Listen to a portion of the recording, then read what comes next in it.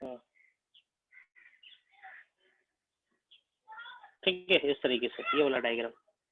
यहाँ पे भी देखो सेमी कंजर्वेटिव मोड देखेंगे जरा, जो सबसे पहला डायग्राम है यहाँ पे देखेंगे, पेरेंट 100% लाल दिख रहा है, 20 मिनट के बाद एक लाल दिख रहा है, एक ब्लू दिख रहा है, फिर 20 मिनट के बाद क्या देखेंगे, 100% ब्लू दिख रहा है। ठीक है, इसी तरीके से चलेगा। अच्छा, एक चीज और बताएंगे, if I am using this DNA as template, ठीक है ना, यहाँ पे हम इसको टेम्पलेट की तरह इस्तेमाल करें हैं, तो हमारे पास किस तरीके का स्ट्रेंथ आने हैं, किस तरीके का डीएनए स्ट्रेंथ क्रिएट होंगे अगले स्टेप में, यदि हम इन चारों को इस्तेमाल कर रहे हैं टेम्पलेट के तौर पे। 4 दूनी 8 डीएनए टेम्पलेट की तरह एक्ट करेगा यहाँ पे। तो रिजल्टेंट जो डीएनए आएंगे, जो डीएनए बनेगा वो किस तरीके का होगा, ड्रॉ करके बता सकते हो आप लोग?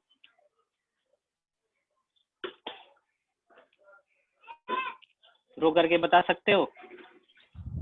6 होमोजाइगस 2 हाइब्रिड। हाँ, ये इस तरीके से आएगा, बाकी सब व्हाइट होंगे। देखो तो बाकी सब क्या होगा, 1 white, 2 white, 3 white, 4 white, 5 white, 6 white, ये होगा ना। अब इसके बाद आसपास क्या जोड़ना है, हाइब्रिड होना, रेप्लिकेशन शुरू हो गया, रेप्लिकेशन शुरू होगा तो नया स्ट्रैंड का सिंथेसिस होगा, इस तरीके से नया स्ट्रैंड। हाइब्रिड कितना हुआ और 100% प्योर कितना हुआ?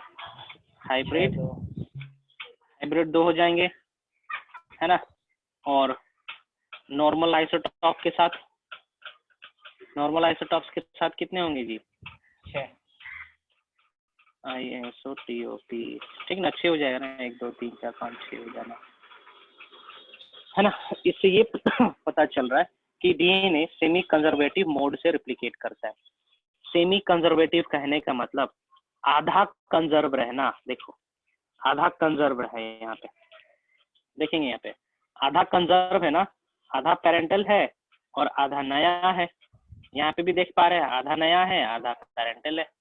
इसके केस में भी देख रहे हैं, आधा पेरेंटल है आधा नया है ना। यहाँ पे प्रूफ हो रहा है आधा पेरेंटल है आधा नया, यहाँ पे भी आधा पेरेंटल है आधा नया है ना। इसके केस में भी 50% पेरेंट है 50% न्यू। ओके, इस तरीके से जब हम सेंट्रीफ्यूगेशन कर रहे थे, यहाँ पे सेंट्रीफ्यूगेशन कर रहे थे, तो इसमें हमने सीजियम क्लोराइड डाल रखा है। सीजियम क्लोराइड किसी भी हैवी चीज को थोड़ा मदद करते हैं कि और आसानी से नीचे सेटल डाउन हो जाए। क्वेश्चन आता है, what is the role of caesium chloride in this experiment? CaCl participate in what? Helps in density based centrifugation.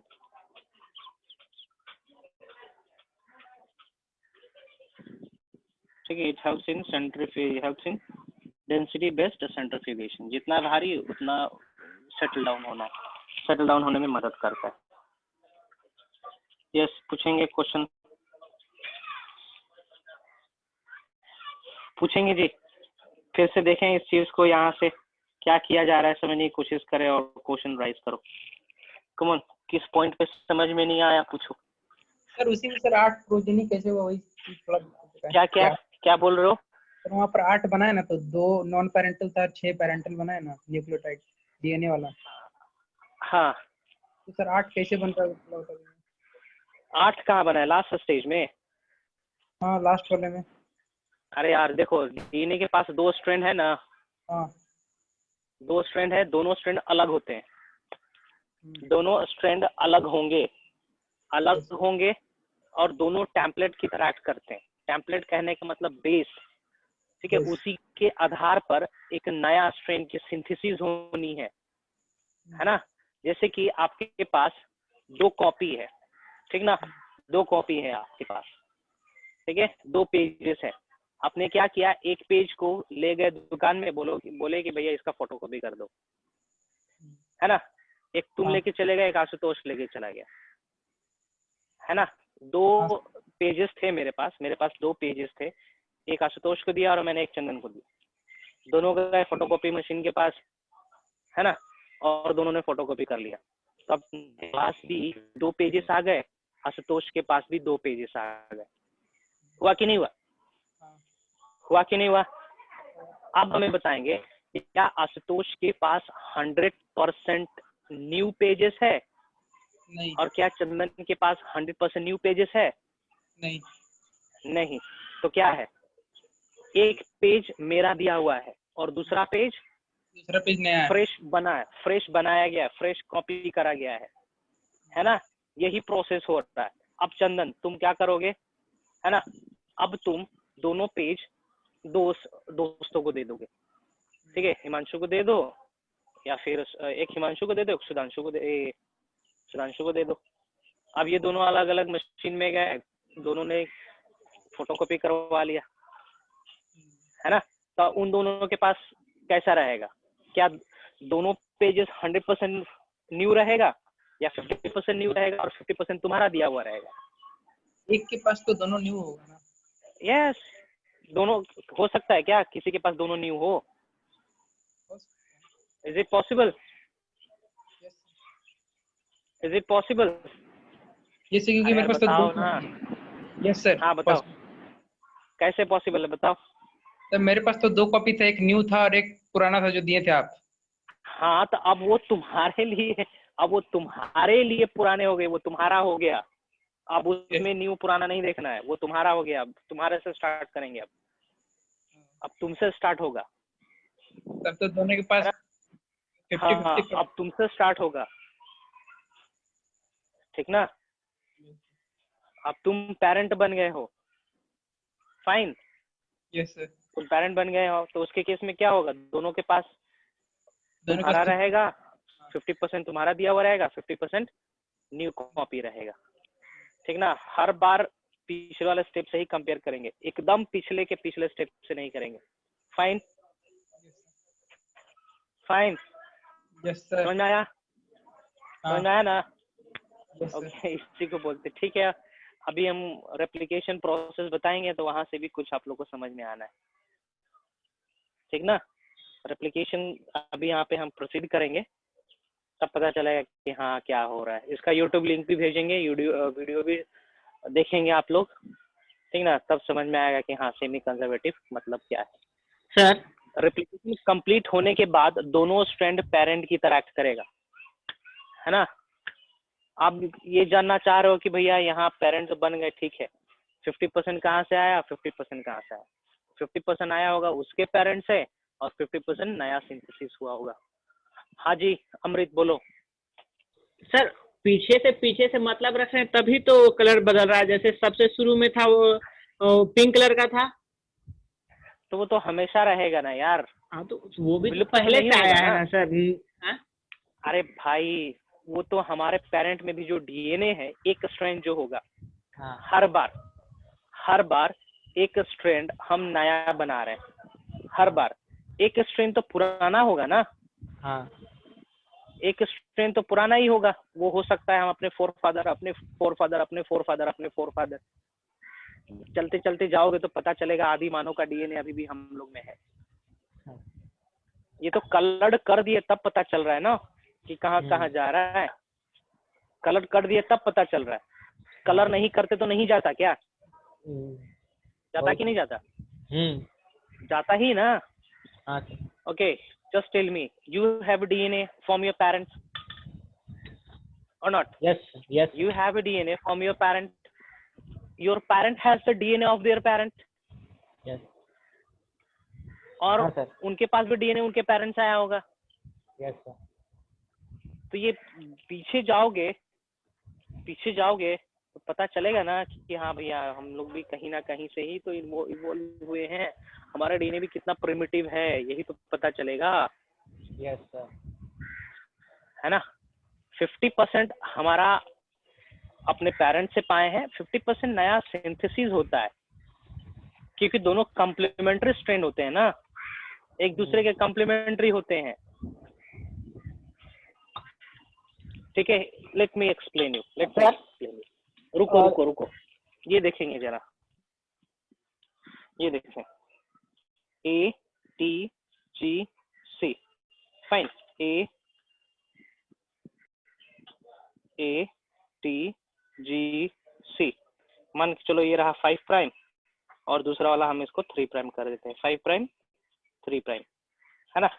सो यहाँ पे T होगा, A होगा, C होगा, G होगा, इसको 5 प्राइम मानेंगे, इसको 3 प्राइम मानेंगे, ठीक ना। ये रिप्लिकेशन किया और रिप्लिकेशन करा तो यहाँ पे दोनों टेम्पलेट की तरह करेगा, A T G C, है ना, T A C G, fine. Late me put the polarity, है ना। और जो नया स्ट्रेंथ सिंथेसिस हुआ, नया स्ट्रेंथ सिंथेसिस जो होगा वो किस तरीके से होगा, इसी तरीके से होगा ना जी। Yes sir.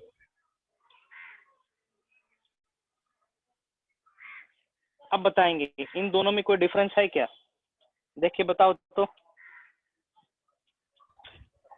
कोई डिफरेंस है या दोनों सेम ही है, देखो तो।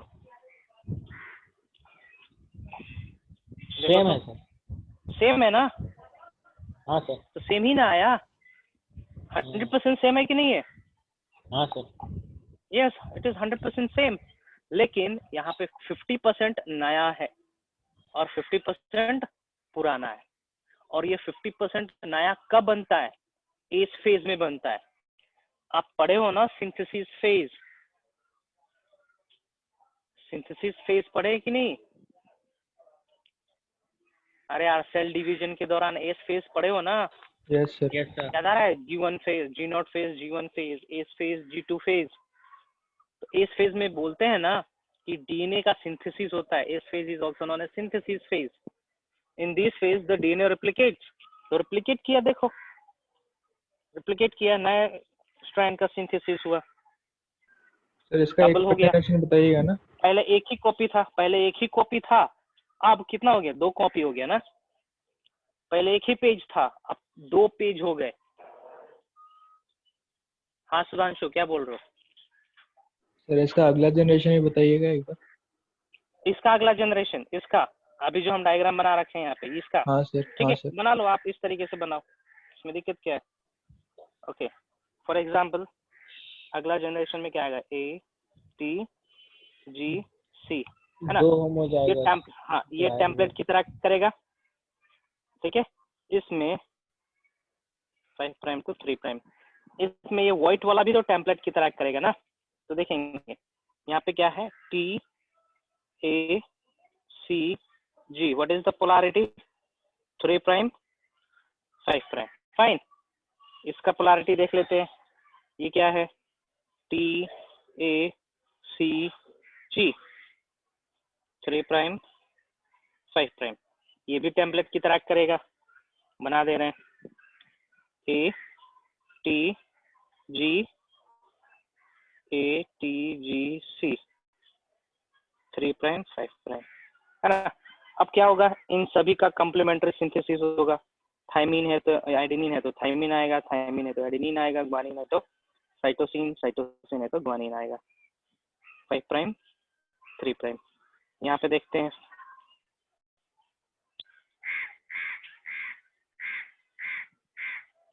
इस तरीके से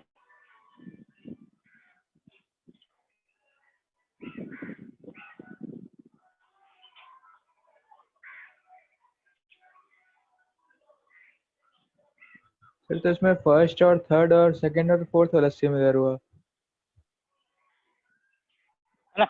इस तरीके से ये बनता जाएगा। अब यहाँ पे 4 कॉपी हो गया, पहले हमारे पास एक था, है ना, ये फर्स्ट साइकिल हुआ और ये सेकेंड साइकिल हुआ, यहाँ पे हो रहा है सेकेंड साइकिल, है ना। और सेकेंड साइकिल में हम देख पा रहे हैं कि ये कितना हो गया, 4 बन गया ना, है ना। 2 to the power n से बढ़ रहा है, where n is the number of cycle. Sir ये तो पेरेंट का बिल्कुल भी सिमिलर है। एकदम सिमिलर रहेगा यार, तो होता क्या है, हमारा डीएनए अब मेरे पेरेंट्स से सिमिलर होगा, कोई चेंजेस नहीं। हाँ यही रेप्लिकेशन के दौरान ही कहीं कहीं पे म्यूटेशन के चलते चेंजेस हो सकता है, तभी तो इवोल्यूशन होता है ना। ओके, इसका चांसेस कितना था, 10⁻⁻9 या -10 बताया था ना, स्पॉन्टेनियस म्यूटेशन होने का चांसेस। म्यूटेशन होता है तभी तो जाके इवोल्यूशन होगा, यस सर। है ना। म्यूटेशन होता है, इवोल्यूशन होगा, चेंजेस हो सकता है, सर होता है। हाँ जी बोलो। सर, हमारे अंदर डीएनए का रिप्लिकेशन लाइफ टाइम में एक बार होता है, फिर जितना नया सेल बनता है उतना बार डीएनए का रिप्लिकेशन होता है, वो अलग अलग अरे यार, तरीके से। अब मान के चलो तुम्हारे सेल को रिपेयर करना है, मान के चलो स्टमक का जो म्यूकस है वो हर Yes, हफ्ते डिग्रेड होता है। Yes, स्टमक का जो लाइनिंग है, म्यूकस है ना, mucus cells, Yes, sir. Goblet cells जिसको कहते हैं, इट यूज टू डाई, ठीक ना, it use to die after every week, Yes, sir. ठीक ना। तो उसको नए सेल से रिप्लेस करना है ना, तो नए सेल्स में Yes, क्या sir. क्या आएंगे, नए सेल्स में न्यूक्लियस भी आना है, माइटोकॉन्ड्रिया भी आना है, एवरीथिंग। Yes, sir. हाँ, तो कहाँ से आएगा, कहीं ना कहीं तो स्टेम सेल्स प्रेजेंट रहेंगे ना, Yes, sir. ठीक है। उसी के अंदर डिवीजन होगा, डिवीजन होने के बाद नए सेल्स बन गए, तो डिवीजन हुआ तो किस चीज का डिवीजन होगा जी, साइटोप्लाज्म का डिवीजन होगा, न्यूक्लियस का डिवीजन होगा, mitochondria, Golgi body, each and every cell organelle will divide, Yes, sir. है ना, Yes, फाइन। sir. तो ये डिवीजन प्रोसेस चलते रहता है, भले ही हम पेड़ की तरह हमेशा ग्रो ना करें, but still repair mechanism occurs in our body, fine.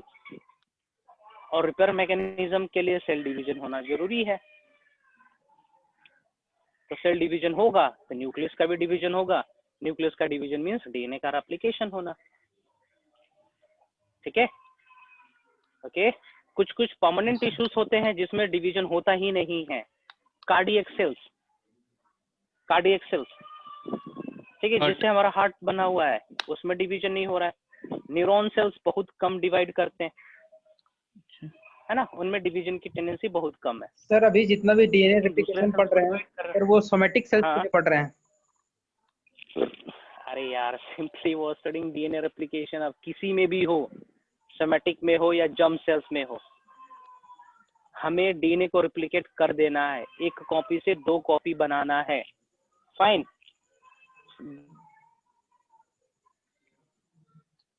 Sir 2 copy बनाना है, कहने का मतलब क्रोमोसोम वाले स्ट्रक्चर में चेंज करना है। लेट मी फिनिश, ठीक ना। ये देखो, नॉर्मल क्रोमेटिड इस तरीके से एग्जिस्ट करता है ना। जब रेप्लिकेशन होगा, रेप्लिकेशन मतलब डबलिंग, फोटोकॉपी होगा, then it gets converted into this shape, इस तरीके से। और सेल डिवीजन के दौरान क्या होता है, टेलोफेज स्टेज में एक्सोफॉर्म हियर ना, एक्सोफॉर्म हियर ना, यहाँ से टूटेगा और अलग अलग होंगे, Yes, sir. है ना। तो सर उसी तरह जाइगोट बनेगा तो एक इसका चल जाएगा, पेरेंट वाला मेल वाला, और एक फीमेल वाला चल जाएगा, दोनों मिल जाएगा। हाँ हाँ, यही होता है, उसमें मियोसिस होगा तुम्हारा, है ना। ये मान के चलो क्रोमोसोम नंबर 1 है, तो इसका होमोलोगस क्रोमोसोम ही तो इधर बड़ा होगा, क्रोमोसोम नंबर 1। और जब मियोसिस 2 कंप्लीट हो जाता है finally, then you get how many cells all together, you get 4 cells, 4 cells मिलता है ना। और चालों का प्लॉइडी क्या होता है, haploid haploid haploid haploid, fine, haploid होता है। Yes, sir. और ये प्रोसेस करने की टेंडेंसी होती है जर्म सेल्स में, गोनाड्स में प्रेजेंट होता है, टेस्टिस और ओवरी में प्रेजेंट रहना है, फाइन। हमारा नॉर्मल सेल मियोसिस नहीं कर सकता, खैर that is another topic, don't stretch me there, sir है ना। सवाल करूंगा फिर नहीं बताएगा तुम लोग उसका आंसर। हाँ जी बोलो। सर, इवोल्यूशन जो होता है हम लोग में, वो रेप्लिकेशन के कारण होता है, फिर म्यूटेशन के कारण होता है। रेप्लिकेशन के चलते कुछ गड़बड़िया हो गई, उसको म्यूटेशन कह सकते हैं, अच्छा, है ना। Yes sir. ओके, रेप्लिकेशन के चलते डीएनए में कुछ गड़बड़ी हो गई, that can be called as mutation. Yes sir. Mutation ultraviolet light के चलते भी हो सकता है, रेडिएशंस के चलते, दूसरे लाइट रेडिएशंस के चलते भी हो सकता है, फाइन। सर हाँ बोलो।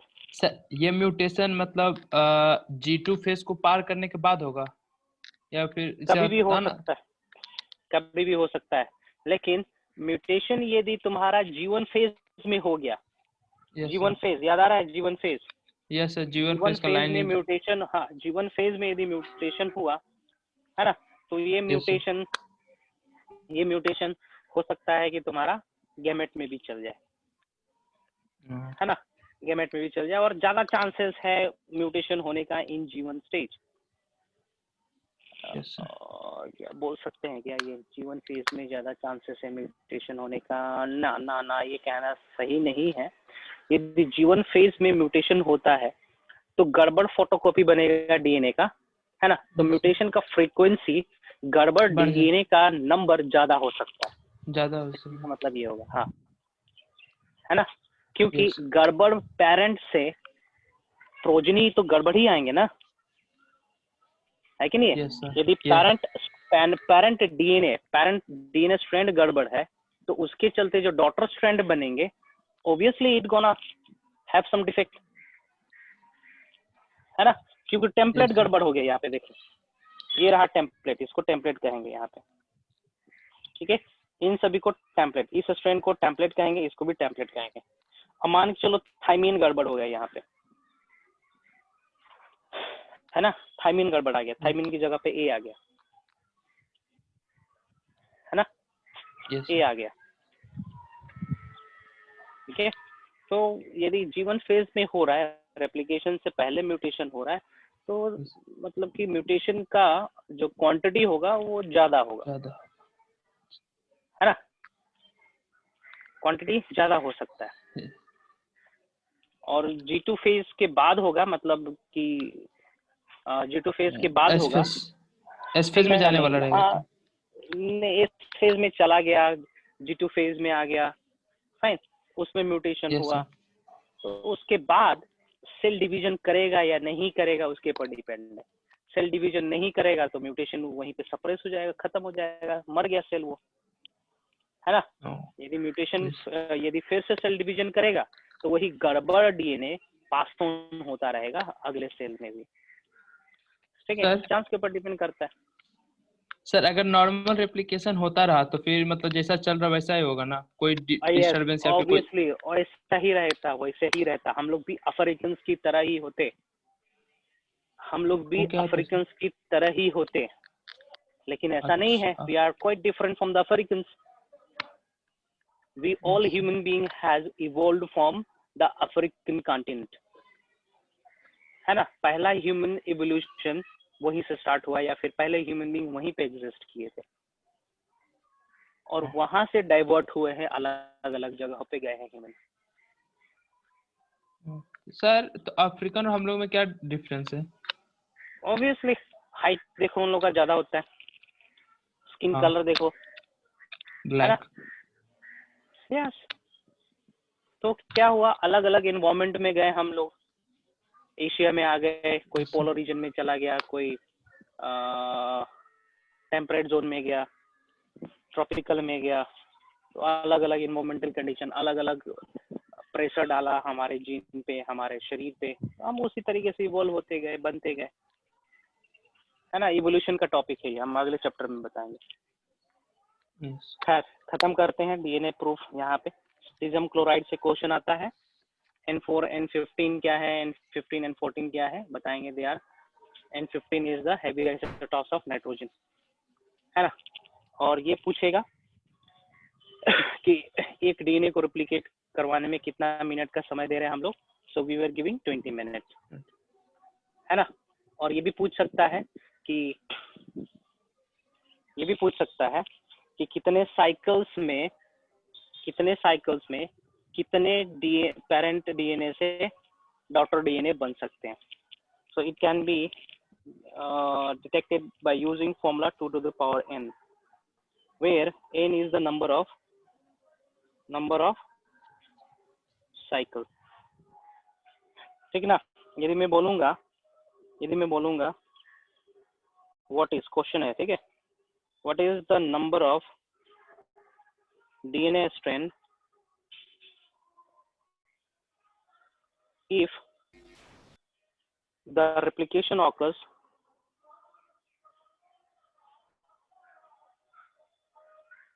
for 5 टाइम्स, ठीक है, 5 बार हो रहा है रेप्लिकेशन, ठीक ना। तो टोटल डीएनए कितना हो जाएगा, तो आप क्या करोगे, हम जानते हैं यहाँ पे क्या दिया हुआ है, हियर n इक्वल टू 5, तो आप पुट कर दोगे 2 टू द पावर n पे, मीन्स हाउ मच, कितने डीएनए बन जाएंगे, 32। 2 4 2 8 2 4 2 8 2 16 2 32, ठीक है। You can verify from here, ये था, इससे कितना बना, इससे कितना बनेगा, इससे कितना बनेगा, इस तरीके से, इससे अब कितना बनेगा,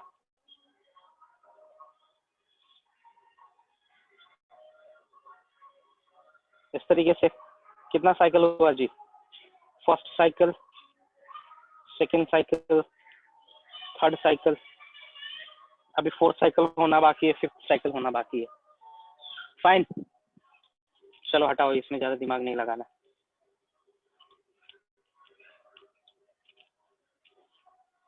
इसको मैं शेयर कर दे रहा हूँ अभी, उसके बाद हम फ्रेश पेज पे स्टार्ट कर रहे हैं DNA replication. Let me put it A and B.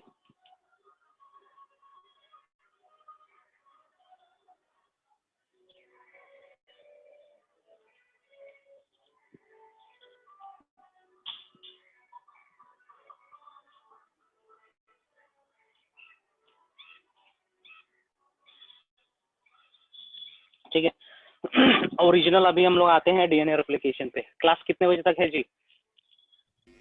36 तक। 6 तक है? नहीं 36। 6:30? Yes sir. Okay, still we have 15 minutes now. So DNA replication parallelly हम carry out करेंगे प्रोकैरियोट्स में भी और यूकैरियोट्स में भी। कहीं पर डिफरेंसेस आएगा तो हम बता देंगे कहाँ कहाँ पर डिफरेंसेस हो रहा है। क्लास 2 मेडिकल अरे यार सपोर्टेड अटैचमेंट, इसको शेयर कर लेते हैं, उसके बाद ही स्टार्ट करेंगे, otherwise we will be in chaos.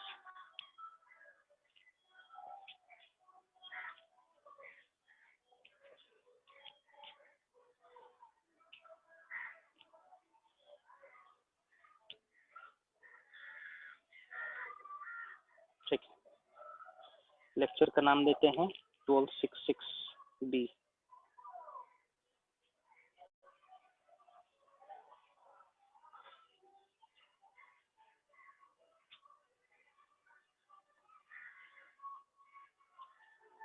DNA replication, fine.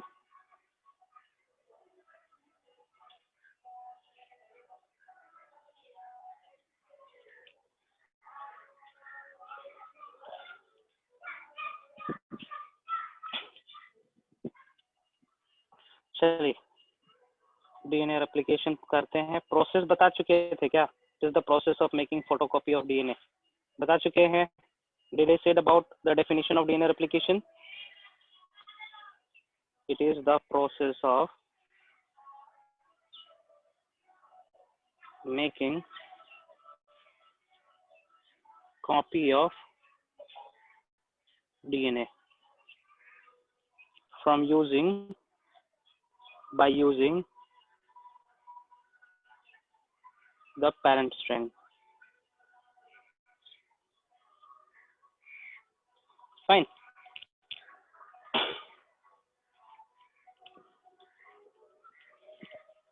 Requirement देख लेते हैं क्या क्या चाहिए होता है।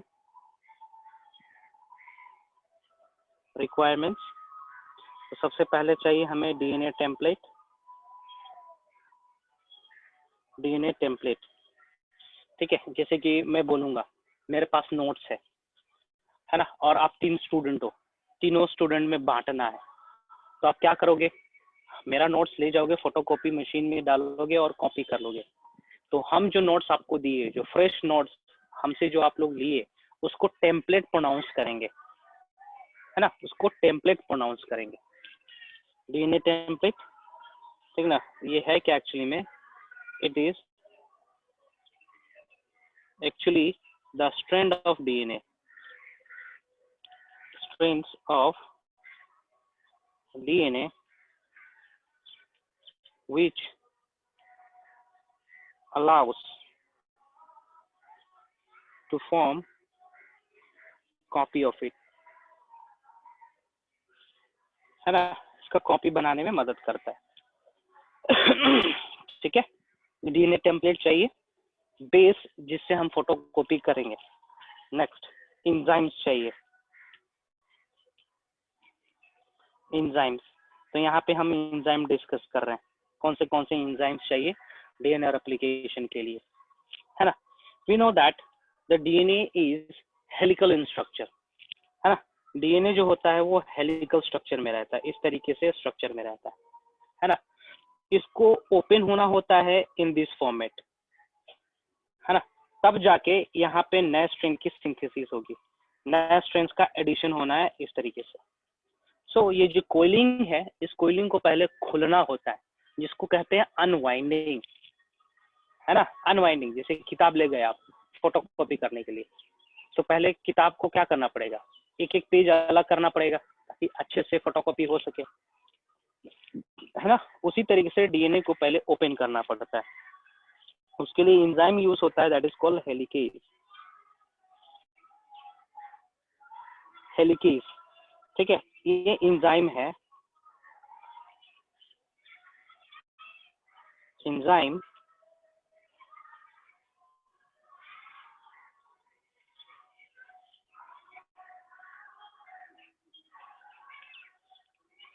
एंजाइम इसका फंक्शन भी देख लेते हैं।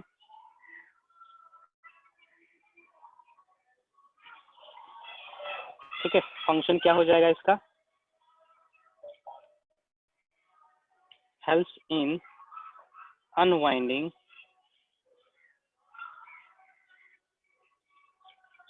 The double stranded DNA into single stranded.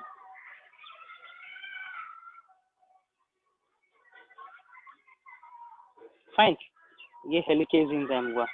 दूसरा एंजाइम देखते हैं, तो SSBP,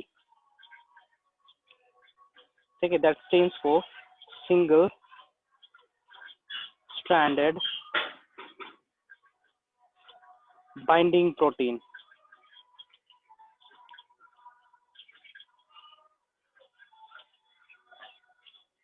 ठीक है, सिंगल स्ट्रैंडेड बाइंडिंग प्रोटीन क्या करेगा, फॉर एग्जाम्पल, ठीक ना, हेलिकेज का काम क्या था, डीएनए को ओपन कर देना, है ना। जैसे कि ये था डबल स्ट्रैंडेड डीएनए, है ना, हेलिकेज ने क्या कर दिया, इसको अनवाइंड कर दिया। फाइन, अनवाइंड कर दिया इस तरीके से, ठीक है, अनवाइंड कर दिया।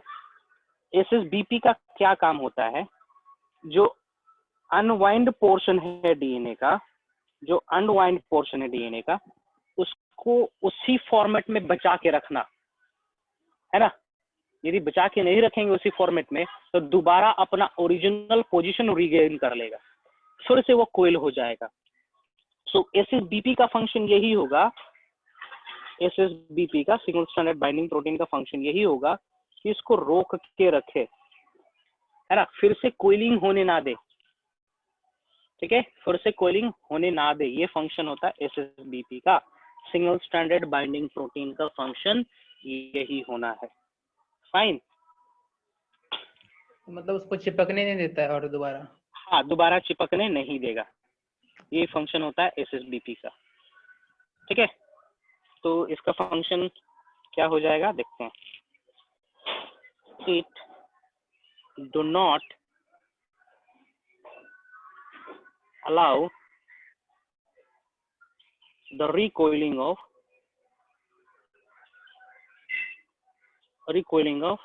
unwind DNA। ठीक है, this is the function of SSBP, single stranded binding protein का यही फंक्शन है। और यहाँ पे जो हम एंजाइम दिखा रखे हैं, जो SSBP होता है ना, ये क्या बोलेंगे इसको, टेट्रामर होता है। टेट्रामर मतलब 4 नंबर में एग्जिस्ट करेगा। ठीक है, 4 नंबर में एग्जिस्ट करता है। खैर वो तो आप लोग से पूछेगा नहीं कितना नंबर में एग्जिस्ट कर रहा है ना। It is actually in 4 number, 2 इधर 2 इधर 2 इधर 2 इधर। सर स्क्रीन थोड़ा नीचे कीजिए सर। कर रहे हैं, है ना। इसको इस तरीके से, हाँ बोलो, समझ में आया? समझ में आया?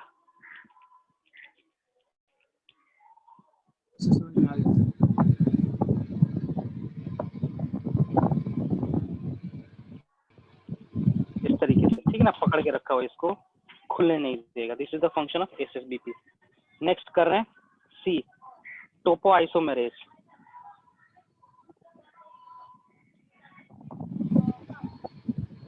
है ना, टोपो आइसोमेरेज। टोपो आइसोमेरेज का फंक्शन यही है, देखिए थोड़ा सा दिमाग लगाएंगे गांव वाला, है ना। फॉर एग्जाम्पल ये रहा एक DNA स्ट्रैंड, है ना, ये अनकोइल होते जा रहा है इस डायरेक्शन में, है ना। जब अनकोइल होगा इस डायरेक्शन में तो इस एरिया में टेंशन बढ़ेगा कि नहीं बढ़ेगा? जैसे कि आप एक रस्सी पकड़िए, जो बड़ा हुआ रस्सी है, ठीक ना, जो लपटाया हुआ एक के ऊपर एक, आप दो एंड को खींचो ऑपोजिट डायरेक्शन में, है ना, तो जो ट्विस्टिंग है वो नीचे की ओर मूव करेगा, ट्विस्टिंग नीचे की ओर मूव करेगा, है ना। ठीक है, ओके गर्ल्स, आप क्या करोगे, चोटी बनाओगे और जो एंड पॉइंट है हेयर के उसको खींचोगे ऑपोजिट डायरेक्शन में, तो जो ट्विस्टिंग है आपके हेड के टुवर्ड्स मूव करेगा, है ना, और हेड के टुवर्ड्स में टेंशन बढ़ेगा, है ना, टेंशन बढ़ेगा। तो टोपो आइसोमेरेज करता क्या है, इस टेंशन को रिलीज करता है ना। टोपो आइसोमेरेज यहाँ पे बाइंड करेगा, है ना, एक छोटा सा कट क्रिएट करता है एक स्ट्रेन में और फिर से वो खुल जाता है। समझ पा रहे हो कि नहीं? इमेजिन कर रहे हो कि नहीं कर रहे हो?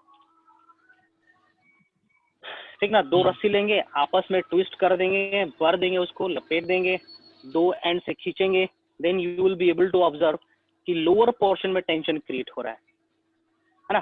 तो एक छोटा सा गैप क्रिएट कर देंगे जिसकी चलते टेंशन आसानी से रिलीज हो जाएगा। That is the function of topoisomerase, है ना। Helps in the release of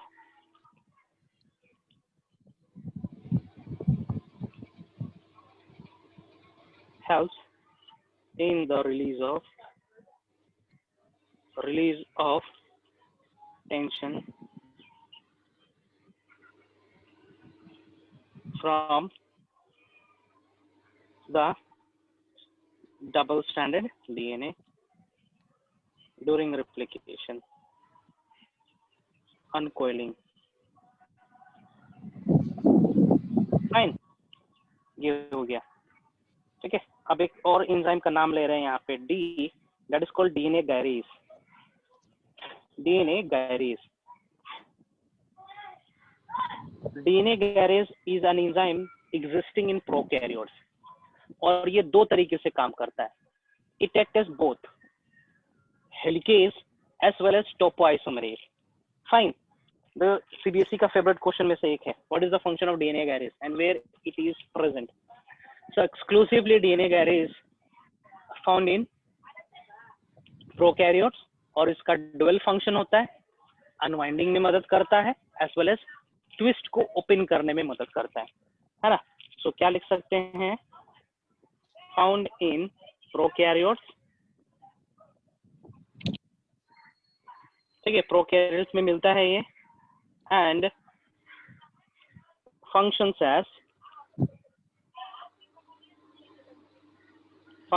as both helicase and topoisomerase.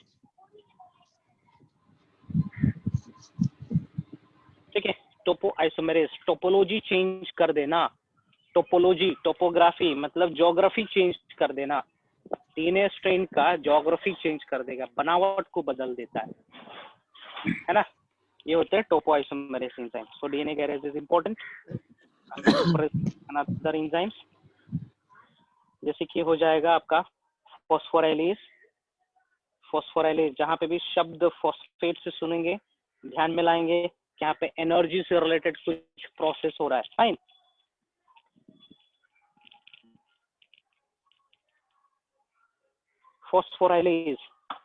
Phosphorylase what does? It activates nucleotides. Recall करेंगे जरा, nucleotides made up of nitrogenous base, pentose sugar and phosphate group, है ना. तो वहाँ पे एक phosphate रहता है. In a single nucleotide there is presence of only one phosphate. Phosphorylase enzyme क्या करता है? एक्स्ट्रा 2 फॉस्फेट ग्रुप को अटैच करवाता है यहाँ पे। फंक्शन ये है उसका कि एनर्जी का रिक्वायरमेंट है रेप्लिकेशन के दौरान, है ना। तो उस रेप्लिकेशन के दौरान ये 2 फॉस्फेट बॉन्ड टूटेंगे, एनर्जी रिलीज होगा, and that energy is utilised in the polymerisation of DNA, है ना। बताएंगे फॉस्फोराइलेज किस काम में आता है? एक्टिवेशन ऑफ न्यूक्लियोटाइड्स, है ना। एक्टिवेशन ऑफ न्यूक्लियोटाइड्स कहने का मतलब यहाँ पे देखो, न्यूक्लियोटाइड मोनोफॉस्फेट, है ना, एनएमपी है। न्यूक्लियोटाइड मोनोफॉस्फेट है, देखते हैं यहाँ पे, न्यूक्लियोटाइड मोनोफॉस्फेट, है ना। तो यहाँ पे आप तीनों चारों न्यूक्लियोटाइड रख सकते हैं, ठीक ना। डीएनडीपी, ठीक है। न्यूक्लियोटाइड कहने का मतलब क्या हो जाएगा? Deoxy adenosine monophosphate, deoxy cytosine monophosphate, deoxy थाइमिडिन monophosphate, ठीक ना। और क्या था? डीऑक्सी साइटिडीन मोनोफॉस्फेट, इस तरीके से, है ना। इसमें क्या जुड़ना है? इसमें जुड़ना है H3PO4, ठीक है, 2, क्योंकि हमें 2 फॉस्फेट ग्रुप को अटैच करवाना है। और यहाँ पे जो एंजाइम काम करेगा that is phosphorylase. Phosphorylase gonna work here and will convert this nucleotide monophosphate into nucleotide triphosphate. इसमें चेंज होना है, yes, it will change into nucleotide triphosphate.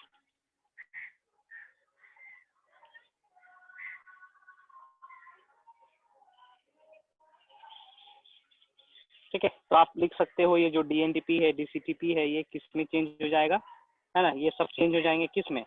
डीएटीपी में, है ना, डीसीटीपी में, डीटीटीपी में, डीसीटीपी में कन्वर्ट हो जाएगा। ट्राइफॉस्फेट ट्राइफॉस्फेट ट्राइफॉस्फेट कहने का मतलब हम एक न्यूक्लियोटाइड का स्ट्रक्चर यहाँ पे बना रहे हैं। फॉर एग्जांपल, हाँ जी बोलो। लास्ट वाला साइटोसिन है। हाँ, cytidine monophosphate. Sir second number पे भी सी है ना, पीएमपी जी हो जाएगा, इसको जी कर दे रहे हैं, और क्या, फिनिश हो गया ना। यहाँ पे है आपका नाइट्रोजनस बेस, है ना, this is OH group, okay. यहाँ पे एक ही फॉस्फेट रहता है, लेकिन फॉस्फोराइलेशन के चलते now we have 3 phosphate over here, यहाँ पे 3 फॉस्फेट हो गया, है ना। तो इस न्यूक्लियोटाइड को हम लोग बोलेंगे activated nucleotide, activated nucleotide. Fine, this is activated nucleotide.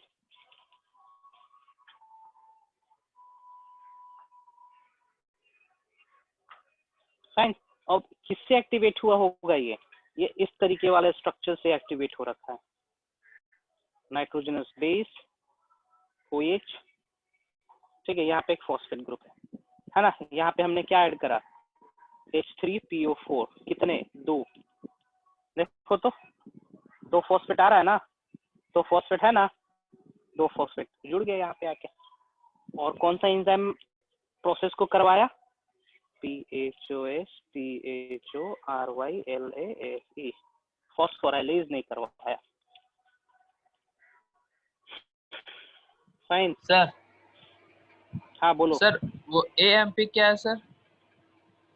Adenosine monophosphate, adenosine monophosphate. अरे यार, एडिनोसिन समझ मोनोफॉस्फेट गए साइटिडीन, ठीक है। चलिए यहीं तक रहने देते हैं, will continue from the next, ठीक है, ठीक है। और भी एंजाइम्स हमें डिस्कस करनी है, प्राइमेज है, यहीं से हम लोग आगे बढ़ेंगे अगले क्लास में। तो डीएनए रेप्लिकेशन का प्रूफ और इतना तक करके आओगे आप लोग, ठीक है। इतना तक मैं भेज दे रहा हूँ अभी आप लोग को सर। और कोई डाउट? हाँ बोलो। वो क्वेश्चन, वो वाला क्वेश्चन जो दिए थे सर, हाँ थोड़ा भेजोगे टेलीग्राम पे जल्दी से? भेज दिए सर। ठीक है, देख लेता हूँ।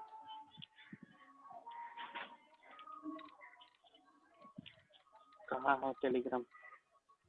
टूर मेडिकल कहाँ दिख रहा है, ये वाला नहीं पर्सनली भेजे थे सर, स्मार्ट किससे भेजो, आशुतोष। व्हाट्सएप पे? नहीं टेलीग्राम पे आशुतोष से। अच्छा, दूसरे वाले नंबर से भेजे हो गया। हाँ, जिसमें आपका फोटो लगा हुआ है ब्लैक सूट में। ब्लैक सूट में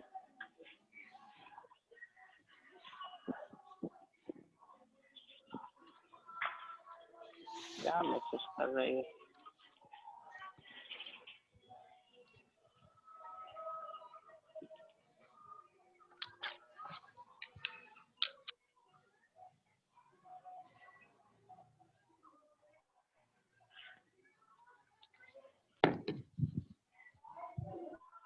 हाँ, ये तुम्हारा क्वेश्चन था उस दिन, हम बता रहे थे ये सब अभी नहीं आएगा, ये सब ट्रांसलेशन वाले प्रोसेस में बताएंगे।